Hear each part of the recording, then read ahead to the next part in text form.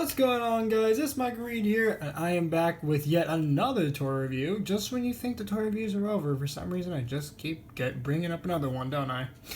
Anyway, that's kind of... But anyways, since this month has kind of been a really oddly great month so far of just toy review stuff, we're going to be doing some more Beyblades again. Surprise, surprise. So let's get right into it, starting off with Beyblade Burst Surge SpeedStorms Glide Ragnaruk R6. Yes, this is my first ever SpeedStorm product, like an actual, SpeedStorm main release product that isn't just a re-release of something from Hypersphere.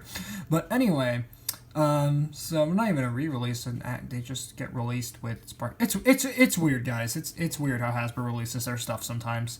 But regardless, this is Beyblade Burst Surge SpeedStorm. I already said what the Bay is, and as you guys can see, the packaging is somewhat different this time, being mainly the art style. As you can see, it has the new SpeedStorm logo, which is their new sort of gimmicky thing this time around. And we have, of course, the Bay right there, Glide Ragnarok R6, with a mystery Beyblade being bursted there. I actually do know the name of that, but I'm going to leave it up to you guys to think of what the name of this one could be. But we'll hint that it is an evolution from it, of a Hasbro exclusive Beyblade from not even last season. I think it's from Turbo, yeah. Anyway. Glide Ragnarok R6 right there with the pieces right there, which are the Storm chip. Yes, I probably should mention right now that they did change the names for the Takara terminology for the Beyblades. So instead of them being called Sparking Bays for Hasbro, at least, they're now called Lightning Bays. Yeah, very clever. Not really. And for the pieces, instead of it being a sparking chip, the chip is called a Storm chip. And the ring is still the same. So the ring is now fused with chassis, at least for most of the releases. Some of them actually do get discs that are inspired by the Takara chassis.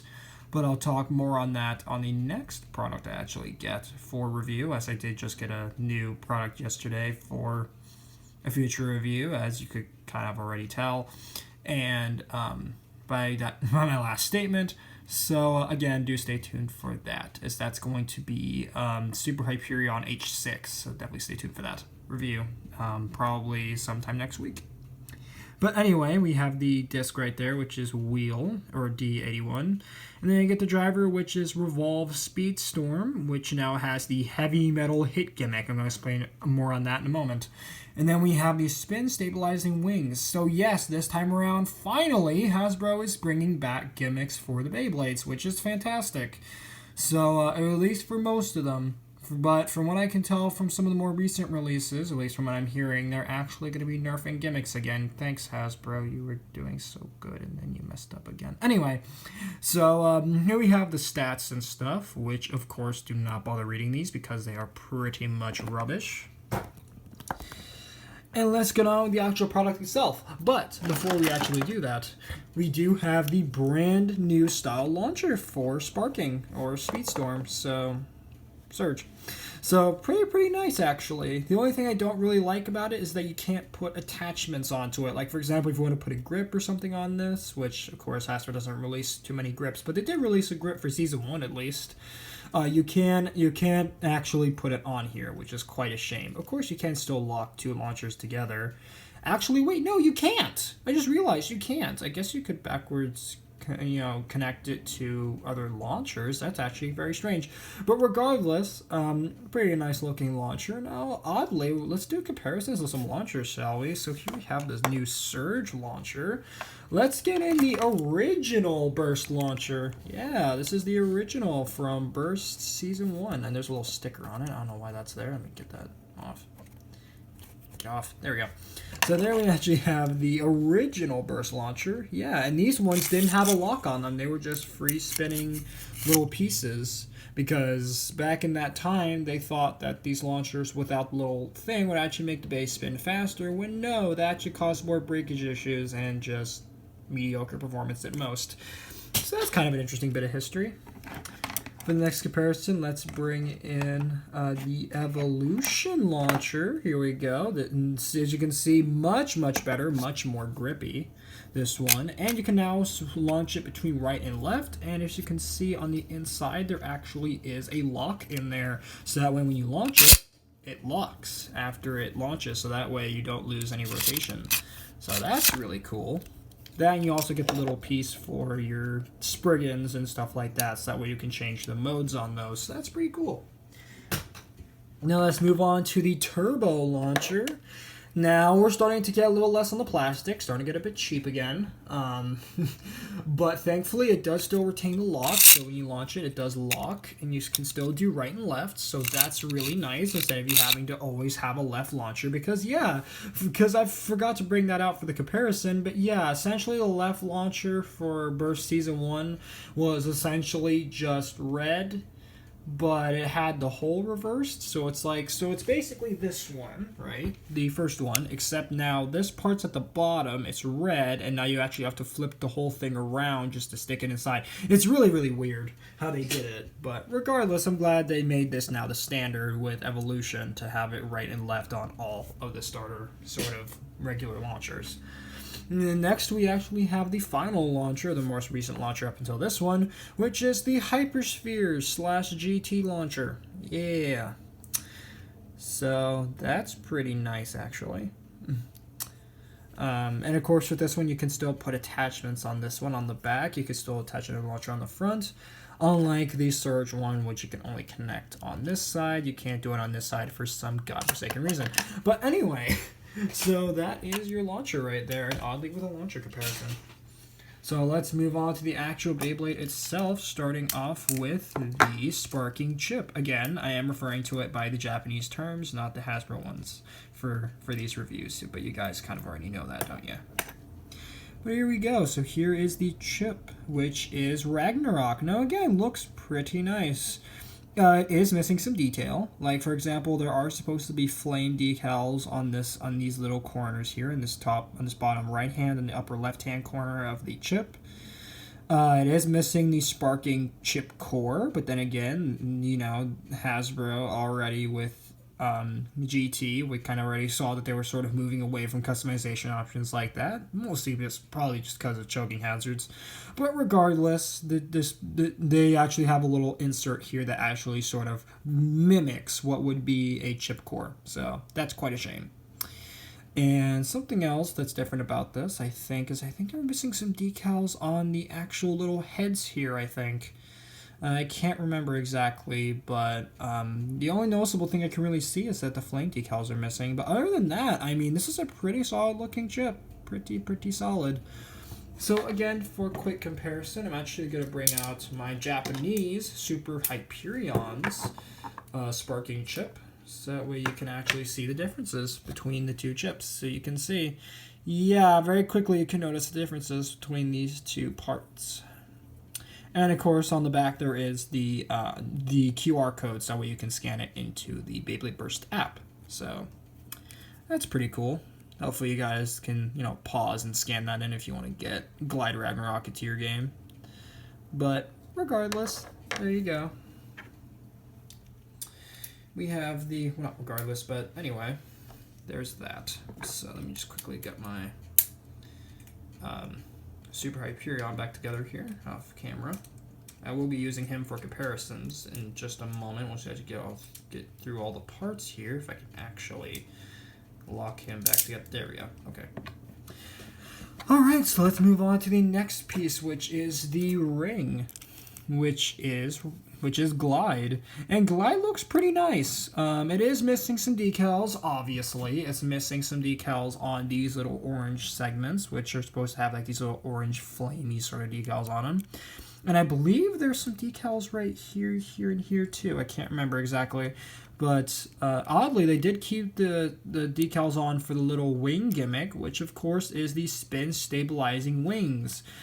So the gimmick of this is about the same as pretty much every Ragnarok from Blaze onwards, where when it spins, these little wings will come out, and in theory, they're supposed to help it increase its own centrifugal force, allowing it to spin faster and for longer times. Of course, in practicality, this doesn't work at all. It's a nice gimmick, but it's really, really stupid. I'll be honest, it's a dumb gimmick. But it's a gimmick regardless, and I'm not complaining. It's just I wish the gimmick could have been a little bit better. But regardless, there we have it. For Glide Ragnarok. I don't want to keep saying regardless. That's another thing I hate about myself sometimes, guys, is that for some reason I just get stuck on words sometimes and I can't change, and it takes me forever for me to actually say it proper, say things properly. So please do bear with me, as I got a bit of a shtick right now with that particular word, so bear with me. But anyway, here we have the wheel disc for Glide Ragnarok, and again, looks pretty nice. Again, it is modified for Hasbro, so some of the metal has been shaved off of this to actually make it, backwards compatible. And on the original, there were little metal tabs that would stick off with little prongs here that would allow it to actually, click properly and also help with some compatibility issues. But of course, with Hasbro now, with them losing chassis and all that stuff, we don't really need those little tabs to make sure the chassis stay in. So, yeah. And also for compatibility issues with the car stuff. But still, there you go. Wheel disc, very nice. And then lastly, we get the driver, which is Revolve SpeedStorm. Now, as you guys can see, there is a noticeable height change. And there is metal on this. So the metal here is actually here on some of the drivers. Like, for example, on, I believe, there's a new gimmick in this with this metal, which I already explained before. The metal is here on some drivers to compensate for the loss of chassis, which helped with weight. So in order to compensate for that, they did these metal tips. And again, they're only doing it for select tips. Not all SpeedStorm tips are going to have metal on them, but only a few of them will have the metal. And I believe the term for this metal is called SpeedStorm metal. Yeah, that's what they're calling it. SpeedStorm metal is the sort of terminology for this new gimmick. Now, oddly enough, around the same time, I believe, if I remember correctly, around the same time they introduced SpeedStorm metal for Hasbro, Takara literally did their own metal drivers, except it's different because it's actually the locking piece that has metal on it, which is really, really interesting.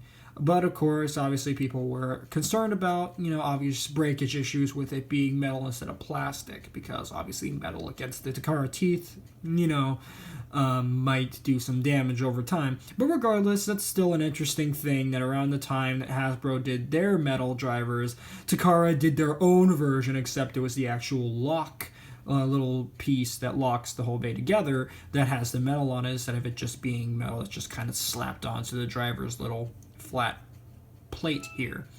So again, for comparisons for the height and just the changes overall, here we have an original Revolve driver for Hasbro from way back in 2016. Yeah, pretty crazy that we're still getting drivers that are this old. And again, just to reiterate, this driver was from 2016. Dual layer system. And this is season 6 right now. Not even season 6, season 5 of Beyblade Burst. What the heck is going on? Or at least I believe it's the 5th season. Let me actually go on my computer real quick to make sure that I'm right about that. So yeah, it's the 5th season of Beyblade. Yeah, it's season 5. What are we doing, Hasbro? Why are we releasing season 1, season 2 parts? What is going on here? But regardless, there we go. So once we actually put in the chip, which is put in just like that, we put on the disc, and then we put on the driver. Here we have Glide Ragnarok R6, and absolutely stunning looking. Again, very much lacking in detail, but I mean, with the lack of detail, at least they made up for it by compensating for the weight. And I've actually done a couple test battles with this guy, and he's actually pretty decent, even though the slopes are Yeah, pretty loose, but thankfully the round shape of it does compensate for the rather lackluster teeth, because for some reason Hasbro has been very lackluster on the slopes, aka teeth, for some of the Beyblades now. It's very, very interesting. They're just completely just giving up on actually making Beyblades competitively, viable in battle, so that's kind of interesting. But anyway, for riff comparisons, let's start off with some of the older Ragnaroks in the family line thus far. So here we have 2015's Ragnaruk. Yeah, I know, it's crazy considering that this was the first one and this is what we're at now. I know, very drastic change. But there we go, here is 2015's Ragnarok. Right there for comparison. Next, we're going to bring in Rising Ragnarok from Dual Layer System back in 2016. Pretty crazy. Changes right there. And now things are going to start looking very, very similar. Hang on a second, guys. My apologies. My Alexa is going off right now, so please do ignore that. But anyway, let's continue with comparisons with Blaze Ragnarok. So here we have that. Again, now we're starting to look a bit similar. Now these evolutions are starting to look more and more like Glide. And then things are going to start looking very, very similar with the most recent one before Glide, which was 2018's Chozy take on Ragnarok. That was Crash Ragnarok. So there you go.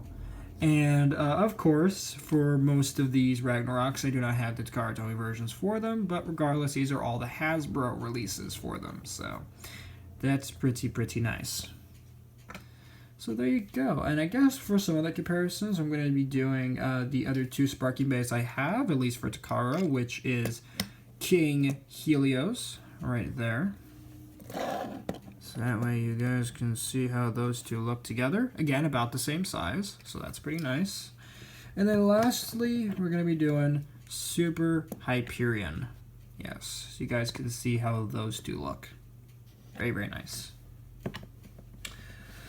Alright, so that was my review on Glide Ragnarok R6. But of course, as I mentioned at the beginning, there is another Beyblade we're going to be looking at today, which is actually a very, very cool one for sparking. So Hasbro, for this new sort of sub-series they're doing right now for their toy line, is basically like this. Hasbro was sitting there in their offices probably thinking, you know what? These guys in the U.S. really want their Beyblades to be like the Takara Tomy stuff. They want teeth, they want stickers, they want the whole nine. Well, let's give it to them.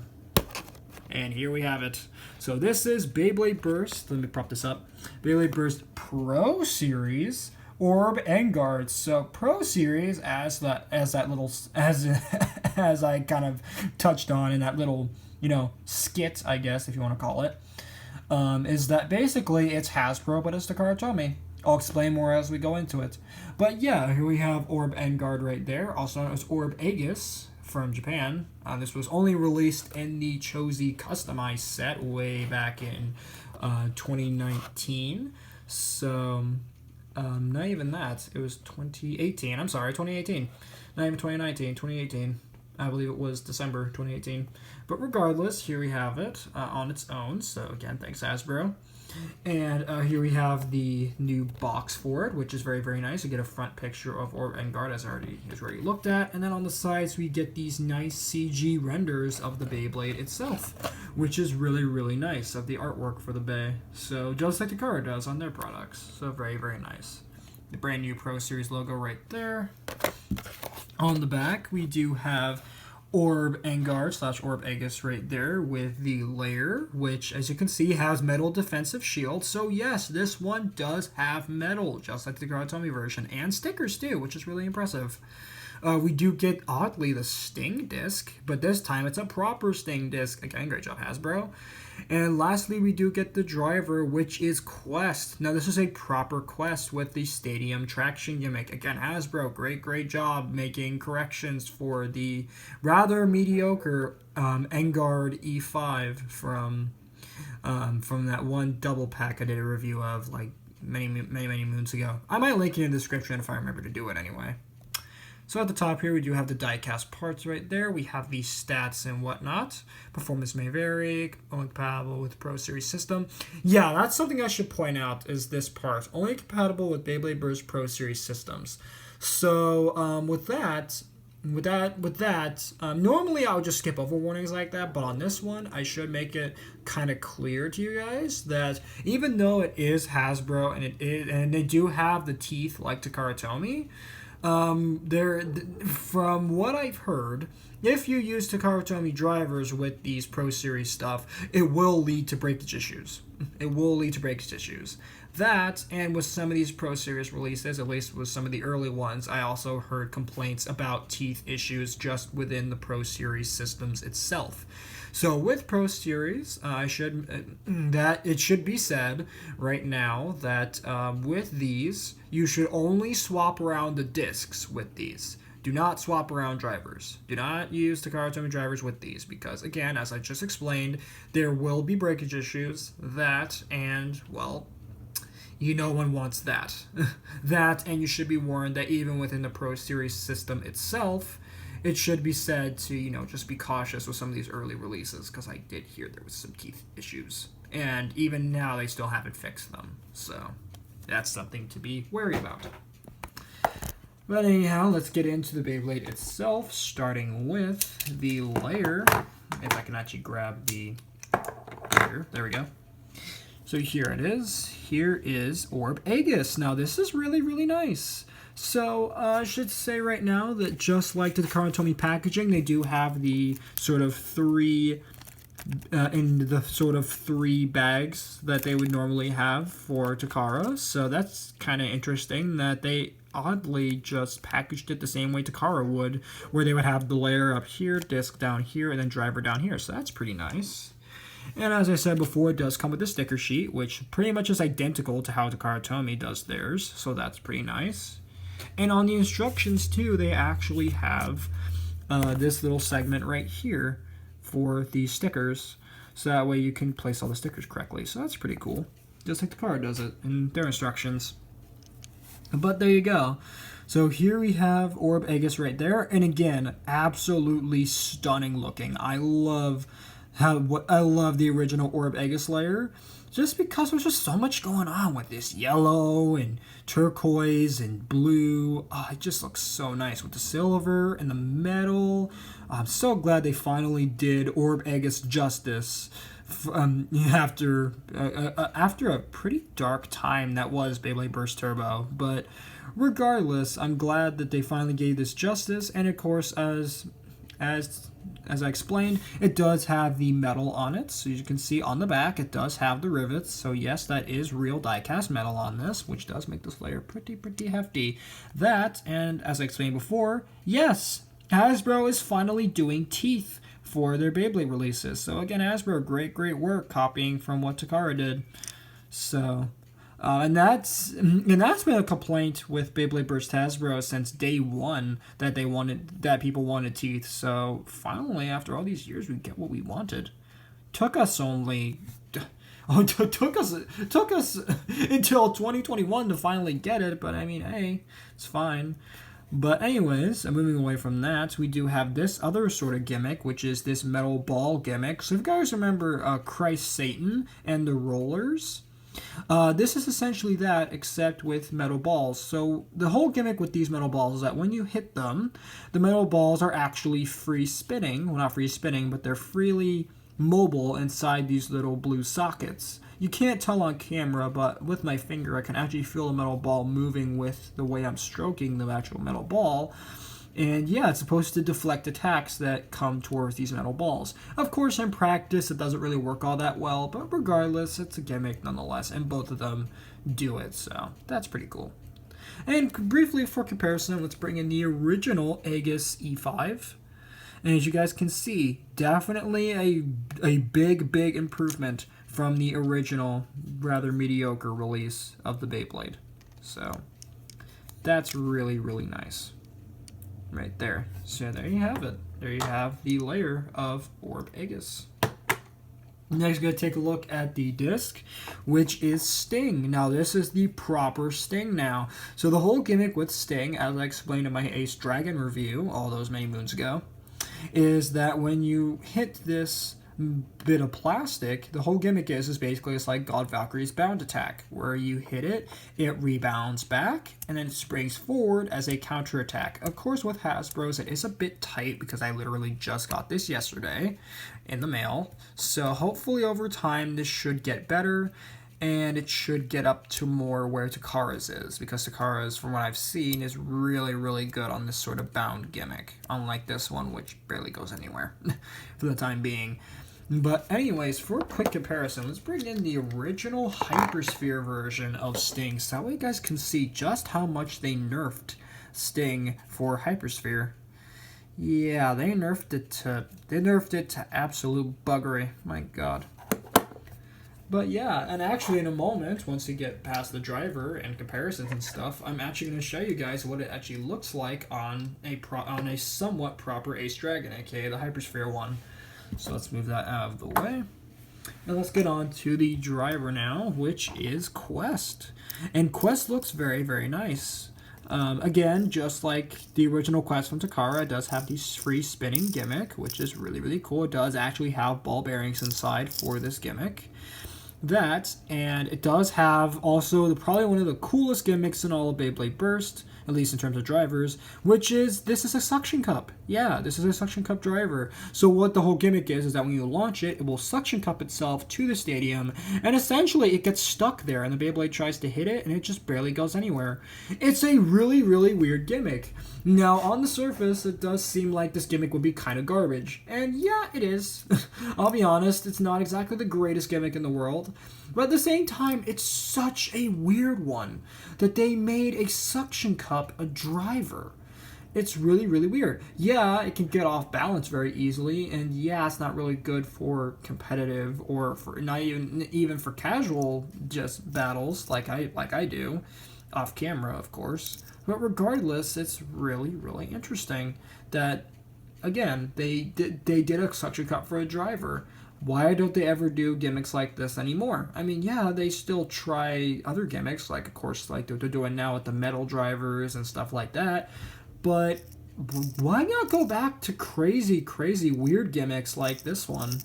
But anyway, for a quick comparison, let's bring in the original Quest, which, as you guys can see, this is the Quest Slingshot version, which, of course, does not have the rubber suction cup. It's just plastic. And it has the stupid slingshot gimmick, so woo. Now we actually get a proper one. So again, Hasbro, great work taking Takara's version and just innovating on that. Well, not innovating on it, but just copying it into Hasbro.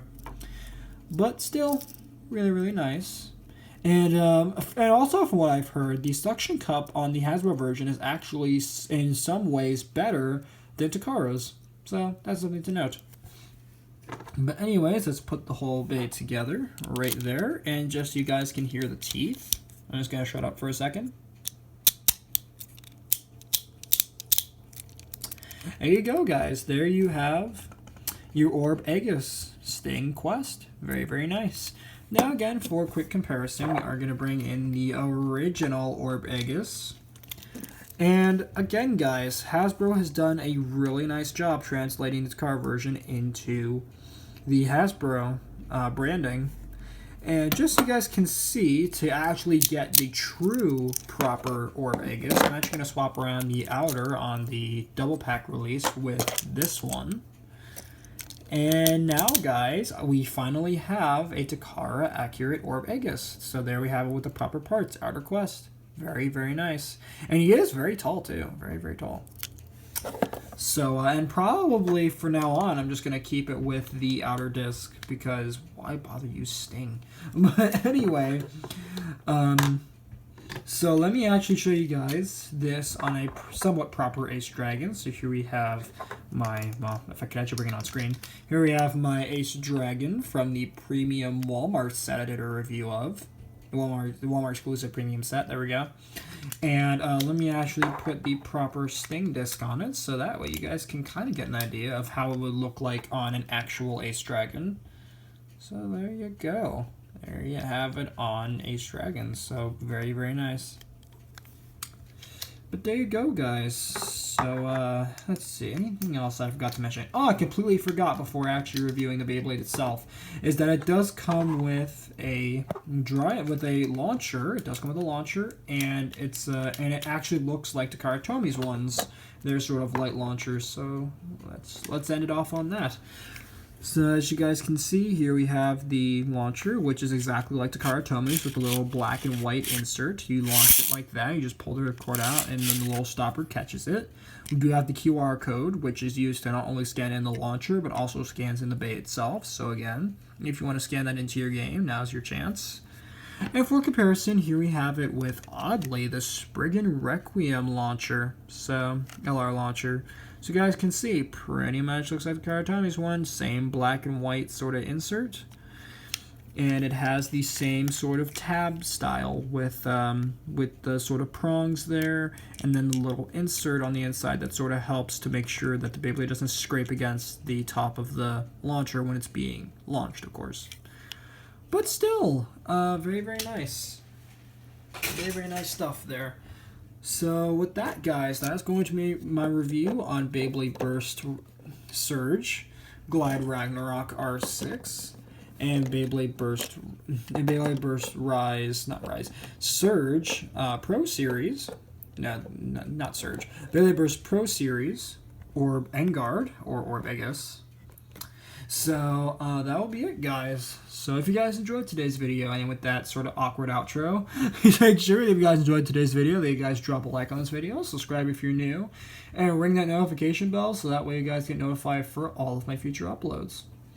And I will see you guys later in the next video that I do. Later, Read Squad, and have a good one.